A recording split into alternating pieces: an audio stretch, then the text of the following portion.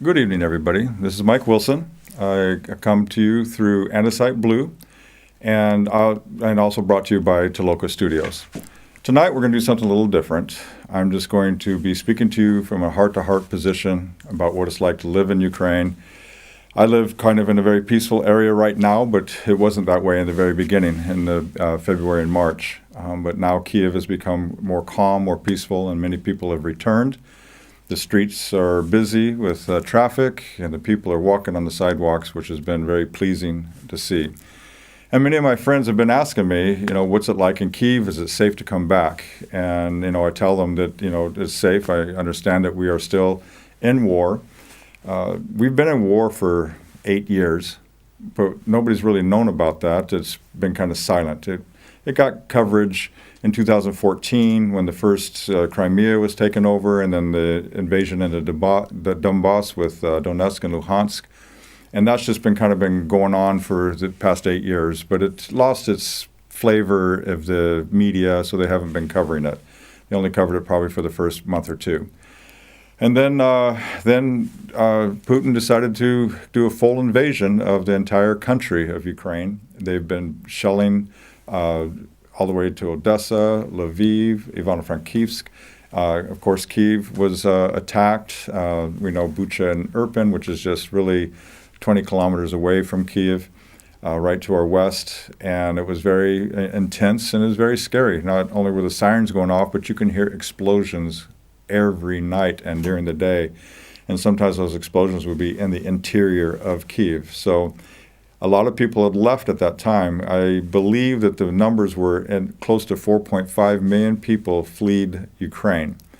Some of them went into Russia, but majority of them, over 3 million or 3.5 million, actually went into the Western countries in the EU. Now, about 60% of those people have returned.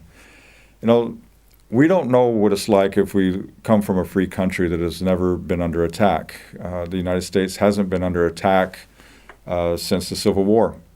There has been no bombs landing on it. There's been no, other than our own 9/11 and terrorist attacks, but there's been no war in the United States since the Civil War. And so that generation has already passed on. My grandfather was born roughly maybe a few years after the Civil War. He was born in 1870-something. I don't know exactly the date. And so the generations have gone through that. We've lived in peace for so long, we don't know what it's like to have that continual bombardment and the sounds and then just kind of the intensity inside of your own heart and your own soul, where that fear creeps in there. And to many people, it's overwhelming. And, I do not blame or do not, put any kind of shame on anybody who left the country. Matter of fact, I would have encouraged it for the women and the children to get out of Kiev at the moment, because we had tanks driving in the city of Kyiv, Russian tanks in the city of Kyiv. Now, we eliminated those tanks. And our defense, our military defense, our territorial defense, our Morska Piechota, our Ukrainian Marines, everybody acted together, and they repelled Russia and pushed them all the way back into Belarus from Kyiv. And now the war is basically in the east and the south. Now, I have some friends that are actually in occupied territory right now, and it troubles me, because we know from what we've seen in the reports and the coverage in Bucha and Irpin, in Sumy and these other towns and villages where there's just dead civilians on the road. They were just shot. We know that the women have been raped in front of their children, and we know that the atrocities are enormous and just heartbreaking.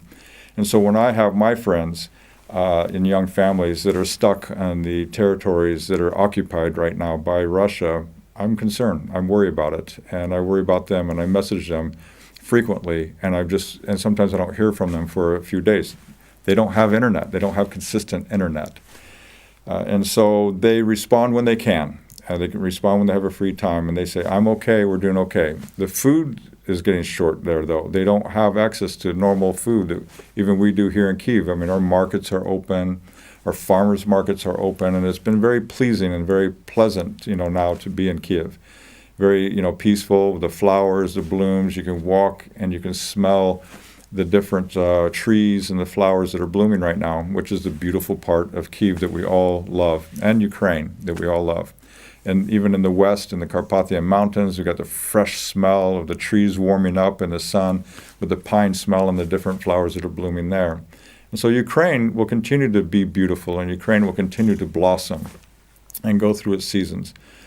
But it is not an easy life right now, because there's always that threat, and those families and those individuals and those people that are stuck on the other side and they can't cross into Ukraine from the occupied territories of Russia. That's even more, I wouldn't know how to live in that situation, because I've never had to. I can only imagine what it's like, and I can imagine what I would do myself, but being a man, men in those territories have a less chance of survival, because they're just either they're taking them and shipping them off, or they're just systematically shooting them. So what I want to do is just take a moment and just go over what's going on here in Ukraine. I support Ukraine. I do some training for the military. I've done it back in 2015. I'm doing it now, but also help in the humanitarian sector, and I help with the NGOs, the Future of Child, with Yarmiz, with Caritas, and these different organizations that actually are helping bring in supplies. They bring in medicine, they bring in medical supplies, they bring in food, they bring in water. It's amazing that water is such a commodity in these places, because they have no power, they have no access to water, and if you don't have water after a few days, you'll die faster from lack of water than you will from lack of food. And so water ends up being very, very high, basically like gold. I mean, you don't think of money, you don't think of anything but survival. And so I support these organizations. I help in the best way I can, whether we can bring the finances to them or whether I just actively can be involved with them to help get the supplies and needs to the villages and to the towns and cities that are most affected and have been destroyed and bombed by Russia. Russia's tactics are very childish, and now we're working with a dictator that is just really, he has no common sense. He doesn't even care about his own civilization and his own country of Russia. People are suffering over there through lack of need and just it doesn't make sense. Economically, sure, he's selling oil at higher costs now than he has, so he's able to finance it, but he's neglecting everything. He's neglecting even the world scope and the world view of where Russia used to be and could be at through this actions. And so now he's just sending over missiles, cruise missiles, and mid-range ballistic missiles into Ukraine, arbitrarily hitting civilian targets, and without any purpose. Kharkiv is getting bombed every day. Melitopol. We know what happened in Mariupol. Along the Donetsk and Luhansk, it has completely been disrupted over there. It's villages and towns and houses and apartments are just being leveled in those areas. Even during the first 7 years of this, it wasn't that bad in Donetsk and Luhansk, and now it's just become an absolute, what we call a proving ground of just bombs and missiles and fighting and tanks and things. I'm super thankful of our military here in Ukraine. They have really risen up to the fight. They've taken the cause. We have over 70% civilians that have never had any military training, never any military background, joined the services. They're in the territorial defense. They're in the Ukrainian Marines. They're in the Army. They're picking up their weapons, and they've joined, and they're in the fight. It burdens me to want to help them because, without the skill, it's hard to defend yourself and it's hard to defend your land. And so it's a burden for me to get as many people as possible to be training the civilians and the military right now to get them up to speed as quickly as possible. It's really not different than World War II. The boot camp in the Navy, the boot camp in the Army, and the Marine Corps had shortened. Right now, we're 13 weeks in the Marine Corps. To be honest with you, I don't know how many weeks in the Army, maybe 10 weeks. The Air Force and the Navy, they might have an 8 or 9 week structure. I don't know exact time frames are there, but in World War II, it was much shorter. My father fought in World War II, and he was in the Navy. He actually, when they drafted him, because when you're drafted, you're automatically sent to the Army. He just kept crying out Navy, Navy, Navy, Navy all the way along the line there, and they put him in the Navy. So he was very fortunate not to have to go to the European campaign in the Army. But he was in the Navy in the Pacific, and his boot camp was shortened. From what I remember what he told me, I think it was about 6 to 7 weeks of training.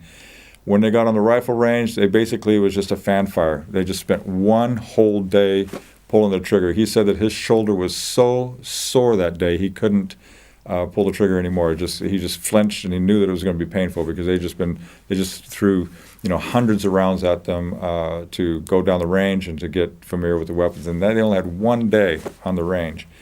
And then they had to train as firemen aboard ship and all kinds of different aspects of being in the Navy.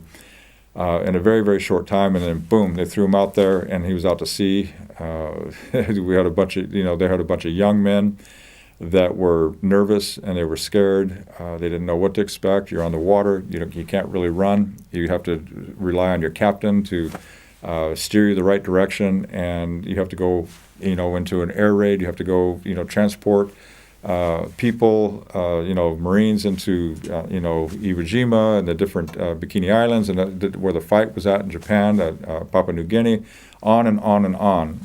This went on. So these young men became grown men very, very fast, and so survival, they had to really pull in their skills. I remember my father telling me one time that on his particular rifle, which was the M60, that has a pin in it that when you put it back together after cleaning, taking it apart and cleaning it, that if you get the pin in backwards, it's not going to fire. And he did one time, and he got out there, and they were under air raid. He grabbed his M60 and went out on the deck and mounted it and pulled the trigger and went nothing. And he froze. He didn't know what to do. He couldn't move. He just absolutely just froze in pure panic because he was no longer in control. And of course, the air raids in the Pacific, they don't last that long. He says, probably was 30 seconds or maybe a minute at most. And he didn't, then when the sirens went off and the planes had left, then he was able to recover. He never made that mistake again. But, there's so much going on when the bombs are going off and the bullets are flying over your head. And I can't say enough about training. And, I remember being a Marine and being an active duty Marine myself, and some of the training, they were thinking, oh, we got to do this again, but I didn't really complain because it was necessary, and it creates muscle memory in you. When you are trained over and over and over again, then you have the ability to respond under those tough situations. When there's bombs going off and there's bullets flying around you, your muscle memory takes over. Everything that you trained for kicks in, and you don't have to think twice about it. You don't have to remember, oh, what did they say about this? What am I supposed to do? You automatically do it. You can listen to orders, which is one of the most important things, because if you are under panic or fear, you can't listen to anybody. And I just even simple little things like in a civilian world, we get into a car crash, or we get a minor car crash. I'm not talking about a major one, but it's just a minor one. You see a lot of people panic there, and they don't know what to do. They don't know how to move. They don't know where to go. Situations like that. So just imagine what that's like, though, under shelling and gunfire and cannons and things that are going off all around you, and mortars, and and then also not knowing if you're going to walk on a landmine or some type of device, a booby trap or anything like that. So there's just this constant heightened awareness that's going on there. So training, I can't emphasize enough how important it is, and that's my heart and passion, to be able to work with the military to help these men. And I do exercises with them.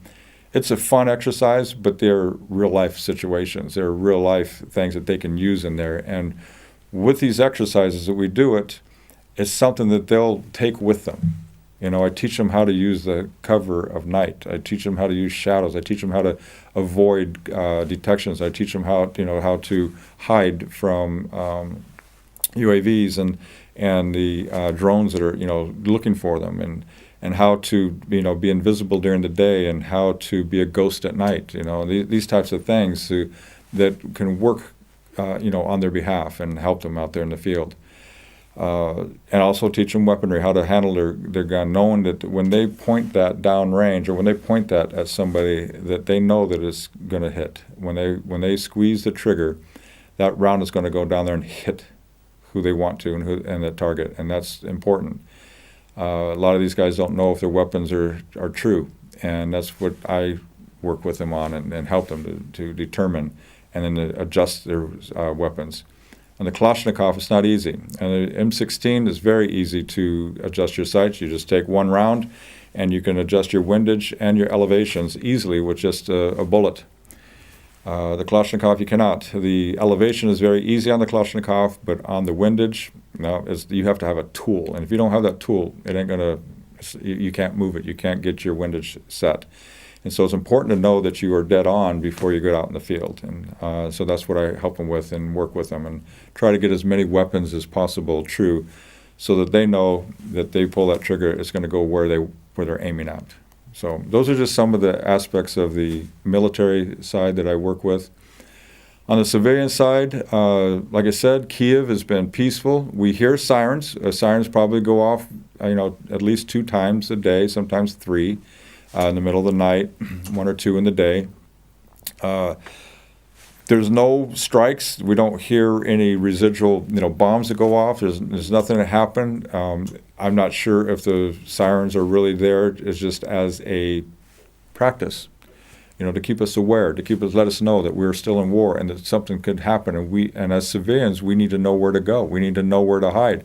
We need to know how to get down to the basement or get down to undercover, if a missile strike does happen here again. These sirens, I know that we get complacent. We get used to hearing them, and we say, okay, it's just another siren, because there's nothing that happens after it. But, it's not, we should never take it like the boy who cried wolf, because it's just something to say, okay, what's my step? Where's my exit? What do I need to do? Where do I need to go? So even as civilians, it's just good to be on your toes and be aware of your situation, be aware of your surroundings. Don't be complacent. Know who's around you. Know what's around you. Know where to go. Know where to escape. Think of these things. These are important things, even as civilians, to just keep in your mind and exercise them in your head. I would in the U.S. I would drive 100,000 kilometers every year. It was part of my business. It's what I did. I had to travel and train and deliver equipment and stuff. And but you spend a lot of time on the road, 13 hours at a time, 16 hours at a time, and you get used to it. I solved a lot of issues with my company. I came up with answers because I was on the road and I had nothing else better to do but to think while I'm driving. And of course I see some beautiful sights across the country. Now I'm traveling at 13 hours a day. You times that by 70 miles an hour, you got 13 times 70. That's how many miles I drove in one day. That's almost 1,000 miles, or 1,600 kilometers, in one day. And so you see a lot of territory, you see a lot of things, but, I would literally exercise my brain also on situations. What would happen if something jumped out in front of me, if a deer jumped out in front of me, if some large animal jumped out in front of me, which does happen. What's my exit? What's my response? How should I handle it? Is it small enough to just go straight and not endanger yourself? Is it large enough that you have to avoid it to protect yourself, and your vehicle, and of course, to protect the wildlife? They don't have concept of traffic, So I'm constantly thinking of things as I'm driving along and exercising my brain, so that if something does happen, I have a a response, and it's something that I automatically do. So we can do that here too. I pay attention if I go to a restaurant. I pay attention to my surroundings. Who's there? Who's sitting with me? Who's sitting around me? I'll make sure my back, as me personally, I always make sure my back is to the wall. So I want to see who's coming in. I want to see who's around. I want to see the situation, and I can feel the atmosphere of what's going on. It's just something that I've been trained over the years, military, and it's something that just doesn't leave me anymore. I had 5 sons I was raising. I have a daughter now. So I'm always in that mode of, to be in the best situation, to have the best response in case something goes wrong or something happens. We never know in today's society that anything can go wrong. And so I want to create the best scenarios and the best opportunities possible to create safety for myself, to create safety for my family, and create safety for my friends and those that I care and love. And, these are things that now you can do. And you just think about it over and over, and sometimes walk it through. Take the steps. Get up. When you get up out of your seat at a restaurant, and to go to the toilet, pay attention, check your steps. Where's the exit? Where's the best way? Where's the second exit? If the first one gets blocked, things like that. We still have to worry about saboteurs. There's still that threat. Kyiv is still a target. And our defense is doing a great job. They continue to obstruct, to stop, and to catch the saboteurs. But it doesn't mean they're going to get every one of them. And we have to. If something is not normal, something is out of place, be aware of it. Tell somebody this isn't right. These are the little things that we can do. And and this is kind of the life right now. It's going to be a while before we can actually live in peace. Even when war is over, peace doesn't necessarily come the first day. And peace definitely doesn't settle in our heart the first day. Now, we can feel good, and we will rejoice, and believe me, we will party, and we will celebrate this victory when the war is absolutely over and all of Ukraine territory is returned to Ukraine.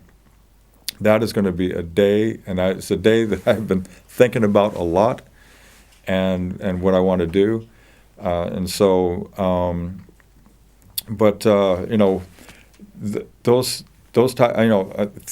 think about what I'm going to do during that time, but I cannot let my guard down, because in history it's proven that even though a war has ended, doesn't mean the battles have. A lot of time, the enemy continues to fight. The enemy continues to sabotage. The enemy continues to do destructive and mean things and evil things after peace has been, an armistice has been made between 2 countries. And, so again, we'll be able to celebrate, we'll be able to rejoice, we'll be able to have that moment, but we cannot neglect or cannot just put aside the things that are abnormal, the things that shouldn't be there. And we need to make attention to it. So those are a little bit of things, and that's kind of how we live now here in Ukraine. My friends who ask me if they want to, should they come back? Is it safe? I tell them that it's been peaceful, it's been quiet. We haven't had a bomb or a missile strike. I can't even tell you how long now. I don't know that it's been 2 months, but it's been a while. And shops are opening, the restaurants are open, the bars are open, the Republica is open, the mall is open. I'm waiting for Ocean Plaza to open, since I live close to Ocean Plaza. They're not open yet, but then I'm sure they will probably soon, since some of the other places have opened already. So business, governmental offices are opening, and the private sector is working, and people are driving. We still have shortages. We have gas shortages, and we still have shortages going on. But other than that, things are becoming a normal lifestyle here. So, I tell my friends it's calm, and it would be nice to have you back. And thousands of people are coming back every day to Kyiv, and thousands are coming back to Ukraine, to their home. Home is home. There's no place like home. It's a place of comfort. It's a place of security. It's what energizes us. It's what recharges our batteries. It's what gives us hope. And that's why people are going to come back, and that's why, over 4 million left, 4 million are not staying away because people want to come back home. Ukraine is a beautiful, beautiful country. It's as you say, очень красиво, Ukraina. It's an amazing place to live. It's an amazing place to be. The people are amazing. The beauty of Ukraine is amazing. So yes, come back with it, with a tenderness, with a plan. Come back and enjoy your Ukraine. The East and the South is not open to coming back. It's major war. There's major fighting. There's constant bombing and shelling that's going on down there. Odessa is experiencing its share right now of not continual barrage, but there's missiles that are being sent in and hitting some targets.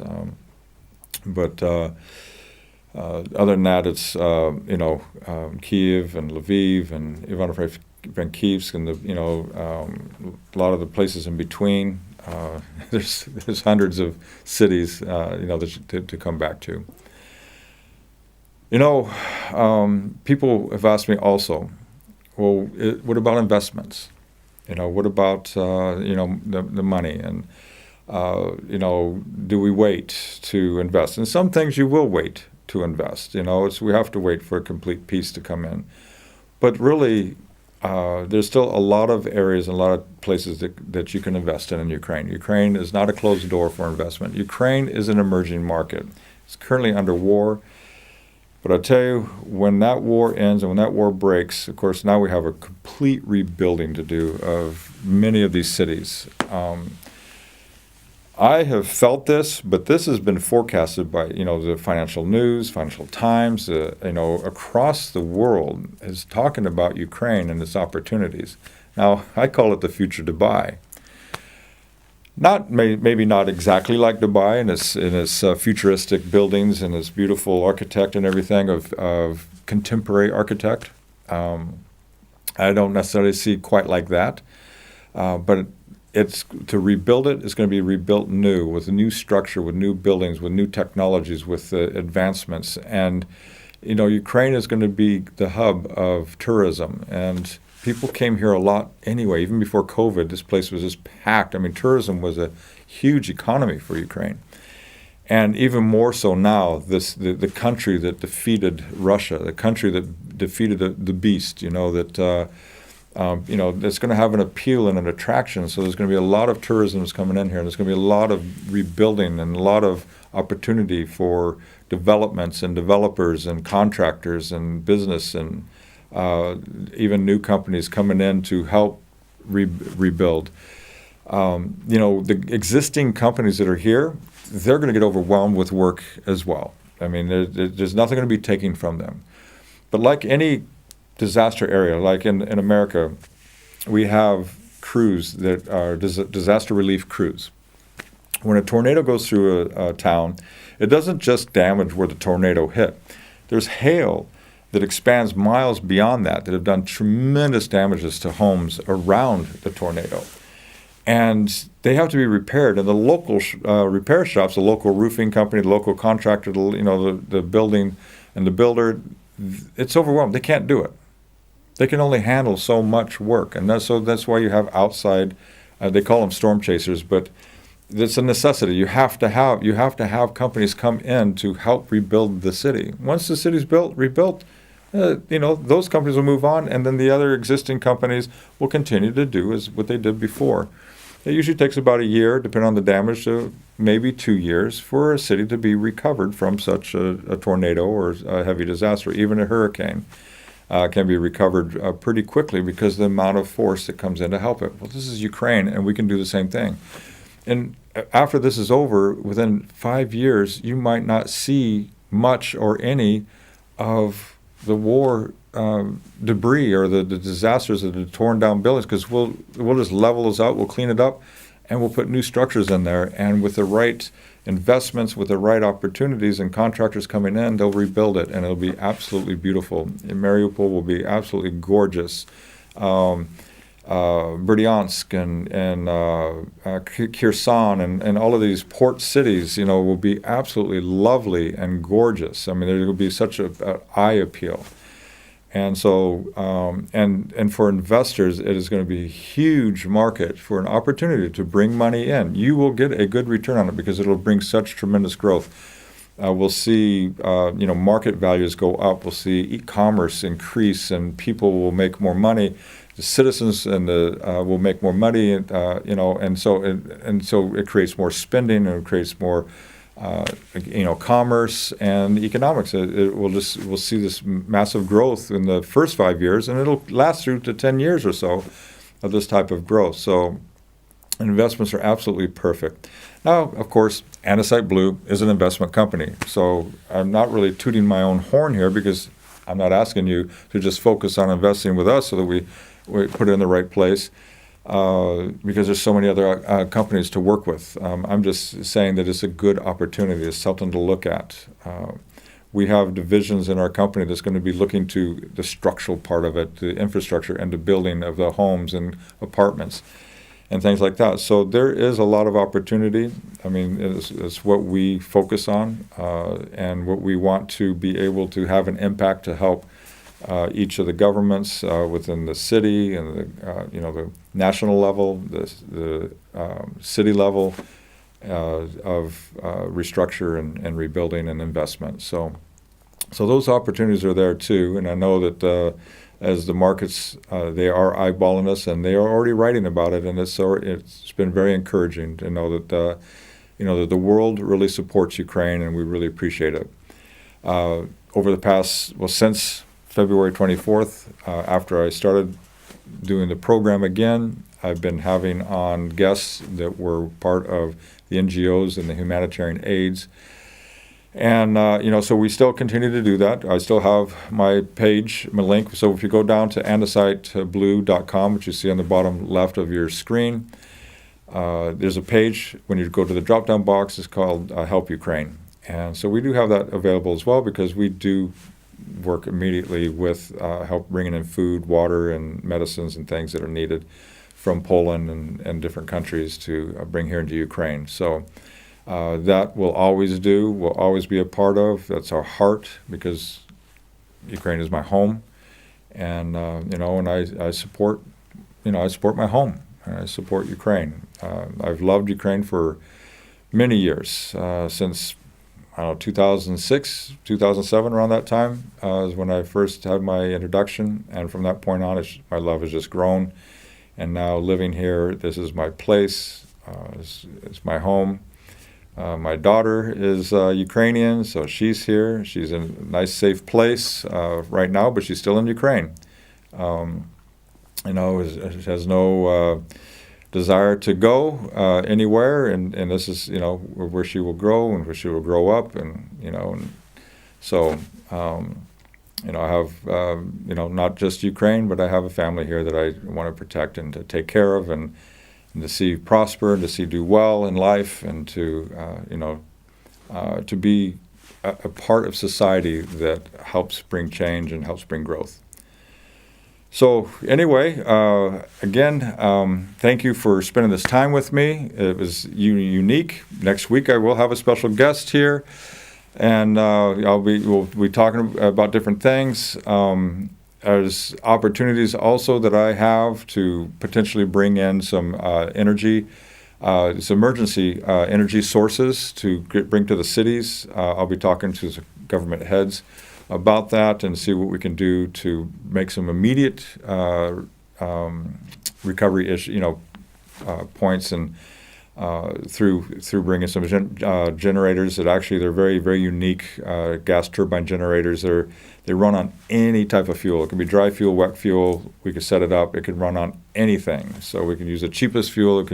Anything to run on. So it's very, very versatile. So whatever sources we can get a hold of, we can produce 1 megawatt, 3 megawatt, 5 megawatt, and they're all portable. So these are things that can be brought in either by helicopter, it can be brought in by truck on a flatbed, and basically forklift off and set up and ready to go. So we'll get to the power to these cities that are hurting right now that don't have any power. So that's again, this is part of what I want to be able to bring to Ukraine and help with. But thank you for joining me this evening. You have a good evening yourself. Feel free to check out the website, and of course you can email me at any point and any time on there. I'll see you next week. So everybody, have a good evening, and bye-bye.